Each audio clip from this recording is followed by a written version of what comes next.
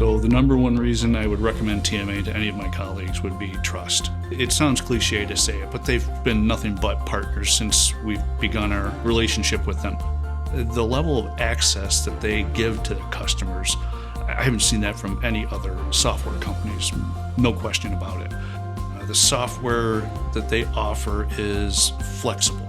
It allows us to do maintenance and preventative maintenance and whatever else we might be doing, but there isn't a rigid process that we have to follow. It's open. It lets us do things the way we need to within the guide rails of the software. Through the implementation, they were always there, supportive, helping us figure things out, giving us resources, the other customers and client base. We were able to reach out to those people, get ideas, find solutions to our unique ways of doing things that other people had possibly run across. I think they truly value the customers and the input, and especially the last few years we've seen an increase in asking for customer input, and then the follow-through on that has been phenomenal.